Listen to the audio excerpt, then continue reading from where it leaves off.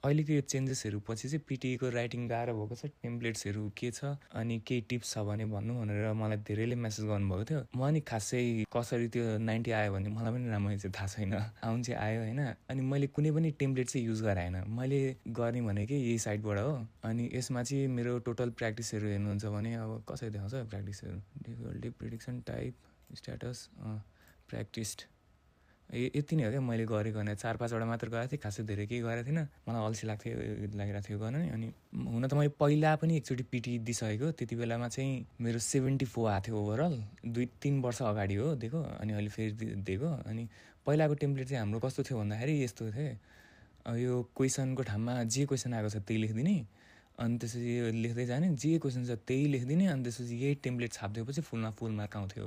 अहिले चाहिँ यसले हुँदैन, अहिले चाहिँ यो गर्ने बित्तिकै 0 आउँछ भन्ने मैले सुनेको थिएँ। मैले त्यही भएर यो ट्राई पनि गरिनँ। अनि मेन चाहिँ मैले के गरेको भन्दाखेरि एउटा स्ट्रक्चर फलो गरेर चाहिँ गरेको हो। जस्तै फर्स्टको पार्टमा इन्ट्रोडक्सन लेख्यो, अनि सेकेन्ड प्याराग्राफमा एउटा मात्रै आइडिया लेख्ने थियो। त्यसले के को बारेमा सोधिरहेको त्यसको बारेमा एउटा मात्रै आइडिया लेख्ने, अनि त्यसपछि त्यही आइडियालाई एक्सप्लेन गरिदिने, अनि इक्जाम्पल दिने, अनि त्यहीबाट कन्क्लुजन पनि त्यही फर्स्ट प्याराग्राफमा लेखिदिने, देयरफोर हेन्स यताउता के भनेर केही कन्क्लुजन लेखिदिने। प्याराग्राफ 2मा नि सेम, एउटा मात्रै आइडिया दिने, एक्सप्लेन गर्ने, इक्जाम्पल दिने, अनि त्यसपछि कन्क्लुजन लेख्ने।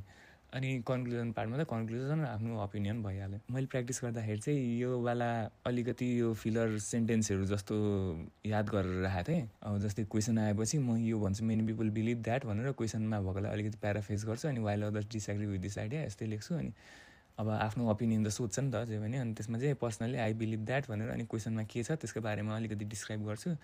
अनि के अरे त्यसपछि त्यही त्यो इन्ट्रोडक्सनमै अब यति लेखेपछि मेरो वर्ड त अलिकति कम हुने भयो नि त, मैले आफूले सोचेर लेख्नुपर्ने।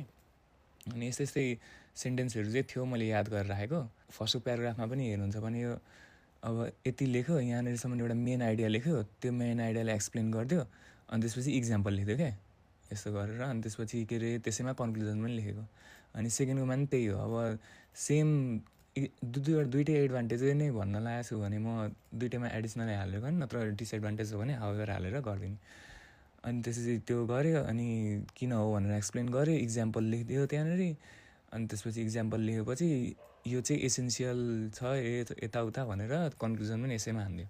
अनि कन्क्लुजन पार्ट त्यही, अब यहाँनिर जे क्वेसन आउँछ त्यसैलाई प्याराफ्रेज गरेर हानिदिने। अनि म बिलिभ गर्छु, स्ट्रङली बिलिभ यो यसको धेरै एडभान्टेज छ, यो छ त्यो छ भनेर हावा गफ हानिदिने। अनि मैले नि गरे त्यही हो। मेरोमा चाहिँ क्वेसन के आएको थियो भन्दा, तपाईँहरूलाई प्र्याक्टिसै गर्न मन छ भने चाहिँ मैले एपियुनीमा घर आएर हेर्दाखेरि चाहिँ पक्कै पनि त्यो रिपिट भयो क्वेसन हुनुपर्छ भनेर हेर्दाखेरि मैले भनिरहेको हुन्छु जति बेला नि प्रिडिक्सनबाट आउँछ भनेर। यहाँ अलमा, विकलीमा, डिसेम्बर प्रिडिक्सनमा छ है त्यो क्वेसन। जस्तै विकलीमै पनि छ, यो टेलिभिजन भन्ने क्वेसन आएको थियो मेरो डिसेम्बर प्र्याक्टिसमा, टेलिभिजन भन्ने क्वेसन छ। अनि यही टेलिभिजनकै यहाँनिर मैले अब वहाँनिर के ल्याएको छु भनेर अलिअलि त याद थियो मलाई, मैले वहाँ लेखेर आएको भने यही हो। अनि 1-2वटा सेन्टेन्स अझै एक्स्ट्रा थपेको थिएँ मैले, कहाँ थपेँ के लेखेको थिएँ 1-2वटा सेन्टेन्स, त्यो चाहिँ मलाई याद भएन राम्ररी, तर लेखेको मैले यही हो। वहाँनिर पिटीको इक्जाममा त्यो क्वेसन त्यही आएको थियो, लेख्न यसरी नै लेखेँ। अनि 1-2वटा काहीँ न काहीँ सेन्टेन्स थियो एक्स्ट्रा। अनि मेरो 260 समथिङ वर्ड्स पुगेको थियो। अनि त्यो 260 वर्ड्समा मैले त्यो चेक गर्ने टाइम पनि पाएको थिइनँ, रङ छ राइट छ भनेर, किनकि टाइम ठ्याक्कै सक्यो। मैले हतारमा कन्क्लुजन पनि हतारमा लेखेको, टाइम सक्यो, धेरै बेर सोचेर टाइम वेस्ट गरेँ क्या मैले। अनि कुनै टेम्प्लेट फलो गरेँ होइन, त्यही एउटा स्ट्रक्चर मात्रै फलो गरेर त्यो अघि मैले भने जस्तै तरिकाले यो हल्का फुल्का फिलर वर्ड्सहरू हालेर अनि मैले गरे हो। अब यही चिज मैले कपी गरेर यहाँनिर लिएर आएर एपियुनीकोमा लगाएर हाल्यो भने मेरो 16-17 मात्रै आउँछ। अब त्यो किन त्यस्तो, पिटीले चाहिँ मलाई पुरै नै त दियो होला नि, 90 आएको थियो। एपियुनीमा हालेँ मैले, अरूमा लिएर आएर हाल्यो भने मेरो जम्मा 16-17 मात्रै आउँछ। अनि त्यही भएर यिनीहरू यो एपियुनीको उसको त्यो भर गर्नुभन्दा ल्याङ्ग्वेज एकाडेमी भयो, एपियुनी, अल्फा पिटी, यिनीहरू सबै त्यति धेरै स्मार्ट हुँदैन क्या, एक्चुअल पिटीको भन्दा स्मार्ट हुँदैन क्या यिनीहरूको है। तपाईँहरूले टेम्प्लेट फलो गरेर गर्नुभयो भने चाहिँ मार्क थाहा छैन मलाई, जे पनि हुनसक्छ, नराम्रो नै आउनसक्छ।